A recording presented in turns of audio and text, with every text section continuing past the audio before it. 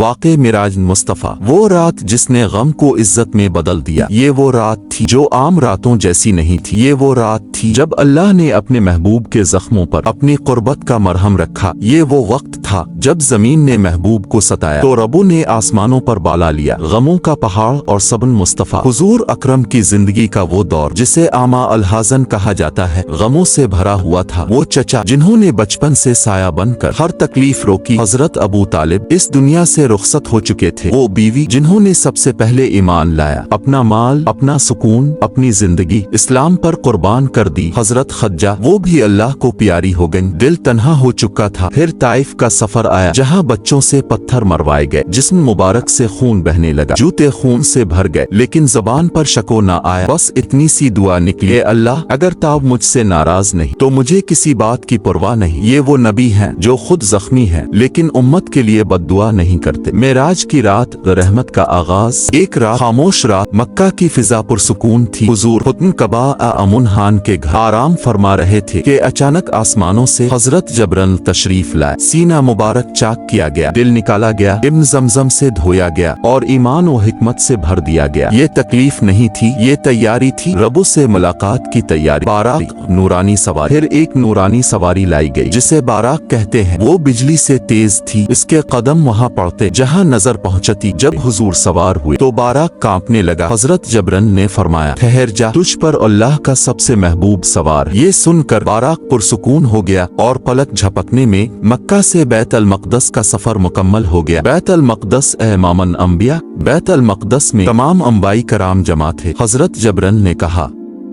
या रसूल अल्लाह, आप नमाज पढ़े।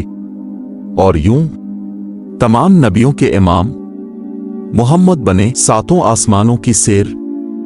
फिर आसमानों का सफर शुरू हुआ।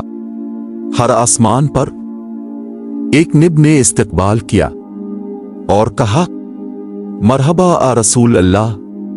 हर दरवाजा सिर्फ महबूब के लिए खोला गया।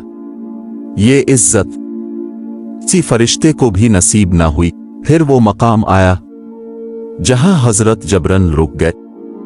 अर्ज किया, या रसूल अल्लाह, अगर मैं एक कदम भी आगे बढ़ा तो जल जाऊंगा।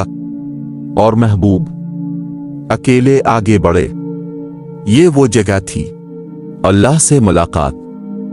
ये वो लम्हा था जिसका तसव्वुर भी दिल को कांपने पर मजबूर कर दे।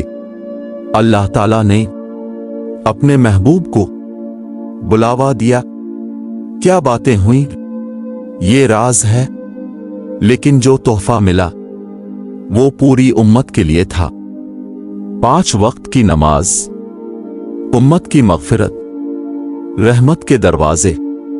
नमाज पहले 50 थी, हजरत मूसा के मशवरे से कम होकर 5 रह गईं, लेकिन अजर 50 का ये है। मोहम्मद का अपनी उम्मत से प्यार, वापसी और इनकार। जब हुजूर वापस तशरीफ लाए और लोगों को वाकया सुनाया तो काफिर हंसने लगे, लेकिन हजरत अबू बकर ने कहा, अगर मोहम्मद ने कहा है तो सच कहा है। इसी दिन आपको सिद्दीक कहा गया। गम मेराज।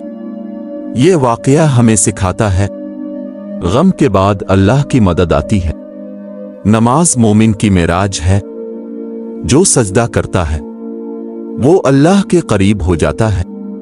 दुआ, या अल्लाह, हमें नमाज की कदर नसीब फरमा, अपने महबूब की सच्ची मोहब्बत अता फरमा और क़ियामत के दिन उनके हाथों से हौज़ कौसर का पानी नसीब फरमा।